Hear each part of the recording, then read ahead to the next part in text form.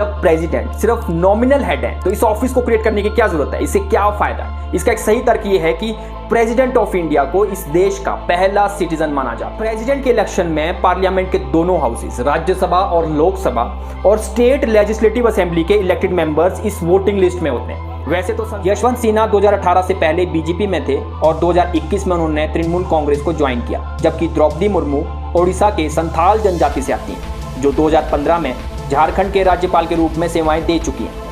वैसे हमारे देश में एक ऐसे भी राष्ट्रपति चुने गए थे जिनके खिलाफ किसी ने भी चुनाव नहीं लड़ा। नीलम संजीवा रेड्डी 1970 के इलेक्शन में अनअपोज्ड कैंडिडेट थे।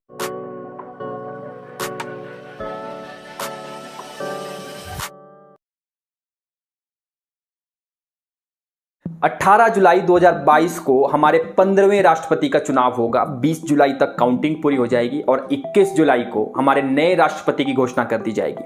हमारे देश में प्रेसिडेंशियल इलेक्शंस बाकी इलेक्शन से अलग होते हैं। जैसे हम विधानसभा या लोकसभा में अपनी पसंद के उम्मीदवार को डायरेक्टली इलेक्ट करते हैं, हम उन्हें वोट करते हैं और जिसके पास ज्यादा वोट होते हैं वो विनर होता है। लेकिन यहां पर हम प्रेसिडेंट को डायरेक्टली इलेक्ट नहीं करते, उन्हें इनडायरेक्टली इलेक्ट किया जाता है। तो आज इस वीडियो में हम प्रेसिडेंट इलेक्शन के बारे में हर एक डिटेल पर डिस्कस करेंगे, ताकि जो आने वाले टाइम में जो ये इलेक्शन आ रहा है यहां पर आपको सभी आंकड़े समझ आए। लेकिन वीडियो शुरू करने से पहले अगर आपने इस चैनल को अभी तक सब्सक्राइब नहीं किया है, प्लीज कर लीजिए, क्योंकि आपके इस छोटे से एक्शन से मुझे बड़ा मोटिवेशन मिलता है। सबसे पहले हम प्रेसिडेंट ऑफिस के बारे में देखते हैं कि कॉन्स्टिट्यूशन ऑफ इंडिया में इसके बारे में क्या क्या बताया गया है। हमारे कॉन्स्टिट्यूशन में प्रेसिडेंट इलेक्शन के लिए कुछ एलिजिबिलिटी क्राइटेरिया दिए गए हैं। जैसे जो भी इंसान राष्ट्रपति चुनाव के लिए लड़ना चाहता है उसे इंडियन सिटीजन होना जरूरी है, उसका कम से कम 35 साल का होना जरूरी है, उसकी क्वालिफिकेशन मेंबर ऑफ लोकसभा की तरह होनी चाहिए, उसके पास किसी भी तरह का ऑफिस ऑफ प्रॉफिट नहीं होना चाहिए, फिर चाहे वो पब्लिक हो, प्राइवेट हो या फिर गवर्नमेंट जॉब हो। इसके बाद अगर किसी भारतीय को इस चुनाव के लिए खड़ा होना है तो उसे सबसे पहले उन्हें 15,000 की सिक्योरिटी फीस जमा करवानी पड़ती है और इसके बाद जब वो अपना नॉमिनेशन भरने जाते हैं तो उससे पहले उन्हें 50 सपोर्टर्स और 50 सेकेंडर्स की जरूरत होती है। सपोर्टर्स का मतलब है कि जो लोग चाहते हैं कि आपको राष्ट्रपति चुनाव में खड़ा होना चाहिए, और सेकेंडर्स उसी बात का समर्थन करते हैं कि हाँ, ये बात बिल्कुल सही है कि आपको राष्ट्रपति चुनाव में खड़ा होना चाहिए। और ये जो 100 लोग हैं उन्हीं लोगों के बीच में से होने चाहिए जो इस इलेक्शन में वोट कर सकते हैं, जिनका नाम वोटर लिस्ट में है। राष्ट्रपति का चुनाव हर 5 साल के लिए होता है और चीफ जस्टिस ऑफ इंडिया को उनकी ओथ सेरेमनी करवानी होती है। और अगर कभी बीच में ऐसा कोई टाइम आ जाए कि प्रेसिडेंट ऑफ इंडिया को अपना रेजिग्नेशन देना पड़े तो वो इसे वाइस प्रेसिडेंट को देते हैं। ये इसलिए भी है क्योंकि जब प्रेसिडेंट की पोस्ट खाली हो जाएगी तो वाइस प्रेसिडेंट ही उस कुर्सी को संभालेंगे। राष्ट्रपति बनने के बाद वो दोबारा से इलेक्शन में खड़े हो सकते हैं और डॉक्टर राजेंद्र प्रसाद ही एक ऐसे राष्ट्रपति हैं जिन्होंने 12 साल सबसे लंबा टाइम इस ऑफिस में बिताया है। और उन्हीं के नाम एक और खिताब है, जब वो दूसरी बार 1957 में प्रेसिडेंट इलेक्शन जीतते हैं तो सबसे ज्यादा वोट भी उन्हीं के नाम पड़े थे। डॉक्टर राजेंद्र प्रसाद 1950 में हमारे देश के पहले राष्ट्रपति बने थे जब भारत ने खुद को एक रिपब्लिक घोषित किया था। रिपब्लिक का मतलब है कि जब किसी देश में सबसे ऊंचे पद पर उसी देश के नागरिकों के बीच में से किसी एक को चुना जाता है। इंडिया में president head of the state होते हैं, मतलब वो देश में सबसे ऊंची पोस्ट पर बैठे हुए हैं और जो भी फैसले भारत सरकार लेगी उसमें राष्ट्रपति के सिग्नेचर होना जरूरी है। ये सिस्टम हमने ब्रिटिशर से लिया है, लेकिन इंग्लैंड में मोनार्क सिस्टम है जहां पर शाही परिवार ही सबसे ऊंची पोस्ट को संभालते हैं। लेकिन ये पोस्ट नॉमिनल हेड की है, जहां पर आप बोल सकते हैं कि सभी decision head of the government मतलब प्रधानमंत्री ही लेते हैं और प्रधानमंत्री और उनकी काउंसिल ऑफ मिनिस्टर की राय के बाद ही राष्ट्रपति कोई फैसला लेते हैं। तो क्वेश्चन ये भी उठता है कि जब प्रेसिडेंट सिर्फ नॉमिनल हेड है तो इस ऑफिस को क्रिएट करने की क्या जरूरत है, इससे क्या फायदा है? इसका एक सही तर्क ये है कि प्रेसिडेंट ऑफ इंडिया को इस देश का पहला सिटीजन माना जाता है। मतलब ये कि वो देश की जनता को रिप्रेजेंट कर रहे हैं और हमारे संविधान में ये बताया गया है कि इस देश में भारत के नागरिक ही सुप्रीम पावर है जो अपने फैसले खुद लेते हैं।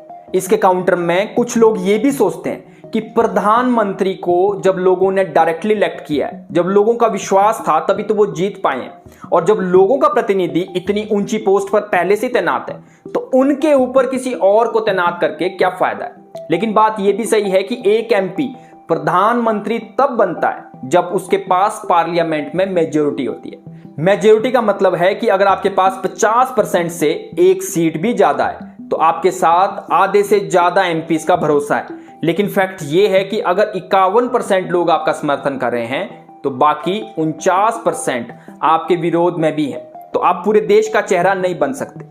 अब अगर प्रेसिडेंशियल इलेक्शन की बात करें तो यहां पर इलेक्शन प्रोसीजर प्राइम मिनिस्टर के इलेक्शन से अलग रहती है। पहले उसी प्रोसीजर को समझते हैं। आमतौर पर हम लोकसभा, विधानसभा या पंचायती राज के इलेक्शन में जिस भी कैंडिडेट को सपोर्ट करते हैं उसको डायरेक्टली वोट करते हैं और वोट की गिनती की जाती है, और जिस कैंडिडेट को सबसे ज्यादा वोट मिलते हैं वो विनर डिक्लेयर किया जाता है। मतलब यहां पर एक वोट की वैल्यू एक है, आप एक ही वोट डाल सकते हैं। और इस इलेक्शन सिस्टम को first pass the post system कहते हैं, मतलब जो रेस में आगे निकल गया वो जीत गया। लेकिन प्रेसिडेंट को हम लोग डायरेक्टली इलेक्ट नहीं करते। यहां पर proportional representation with single transferable voting system को फॉलो किया जाता है। प्रोपोर्शनल रिप्रेजेंटेशन का मतलब है कि सबसे ज्यादा लोग किस कैंडिडेट को फेवर कर रहे हैं, और सिंगल ट्रांसफरेबल वोट का मतलब है कि आप वोट तो एक ही बार दोगे लेकिन आपके प्रेफरेंसेस के हिसाब से आपका वोट ट्रांसफरेबल है।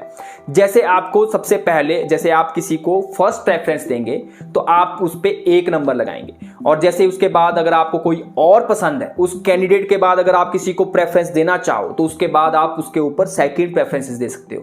इस तरह से आप अपनी पसंद के कैंडिडेट्स को अपनी पसंद की रैंकिंग दे सकते हैं। इसको आसान भाषा में समझने के लिए एक उदाहरण से समझते हैं। मान लीजिए प्रेसिडेंशियल इलेक्शन में टोटल 100 वोटर्स हैं और कोई 3 लोग लड़ रहे हैं जिनका नाम है राम, श्याम और सीता। अब बैलेट पेपर में इन तीनों के नाम के आगे खाली जगह होगी जहां पर वोटर्स अपनी पसंद की रैंकिंग देंगे। जैसे किसी एक वोटर ने राम को अपनी फर्स्ट प्रेफरेंस दी, उसके बाद अपनी सेकंड प्रेफरेंस को वही वोटर सीता को देता है और लास्ट में श्याम को।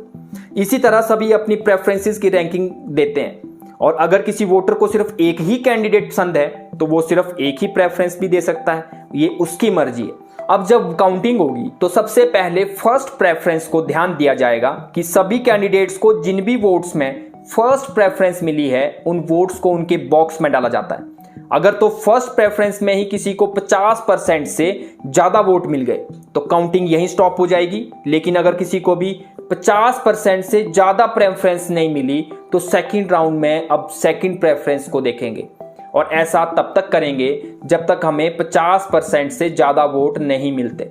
तो इस प्रोसेस से सिंगल ट्रांसफरेबल वोटिंग समझ में आती है कि आपने वोट तो बस एक ही बार दिया है लेकिन उसमें प्रेफरेंसेस के हिसाब से उसे ट्रांसफर भी किया जा सकता है।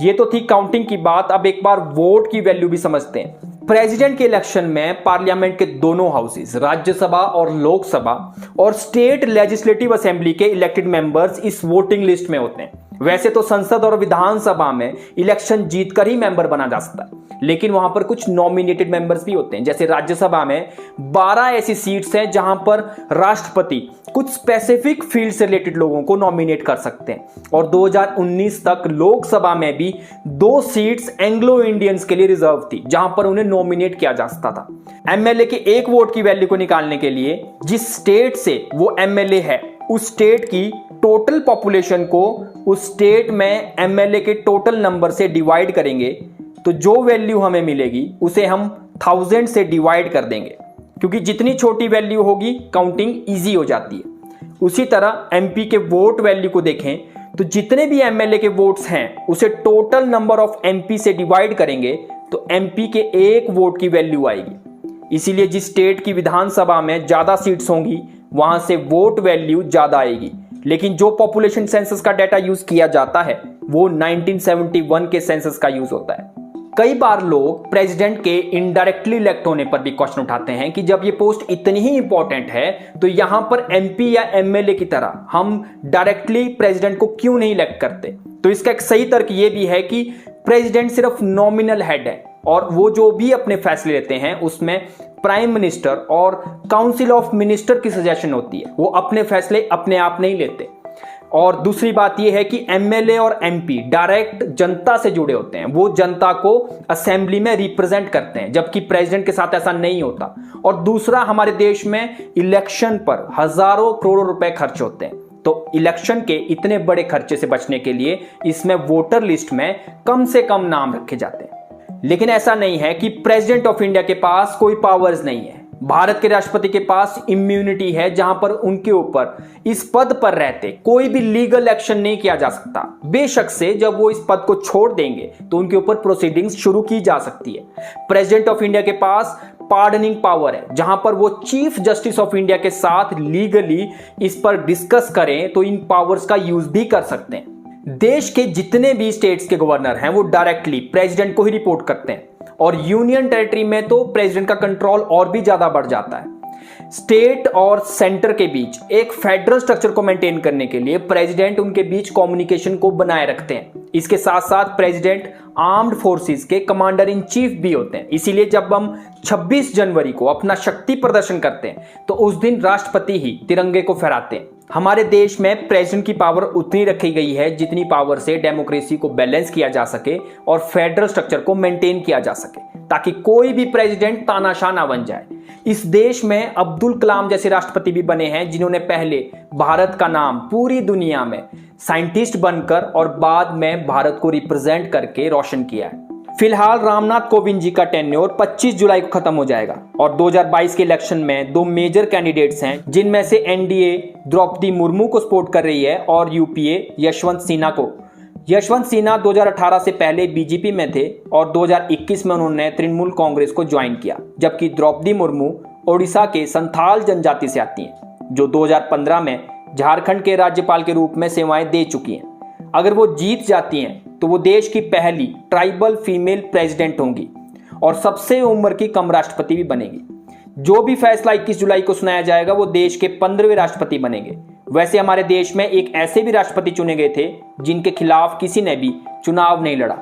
नीलम संजीवा रेड्डी 1970 के इलेक्शन में अनअपोज्ड कैंडिडेट थे, क्योंकि 1970 से पहले वो कांग्रेस में थे और इसके बाद वो जनता पार्टी में शामिल हो गए थे और उनके बाद कभी देश में प्रेसिडेंशियल इलेक्शंस पोस्टपोन नहीं हुए। इसीलिए 25 जुलाई 1970 से आज तक हर 5 साल के इंटरवल में 25 जुलाई को नए राष्ट्रपति बनते हैं। आशा करता हूं कि अब प्रेसिडेंशियल इलेक्शन के बारे में आपको कोई भी डाउट ना रह गया हो और इस वीडियो से अगर आपकी नॉलेज में थोड़ा सा भी वैल्यू एडिशन हुआ हो तो इस वीडियो को लाइक एंड शेयर करना ना भूलें।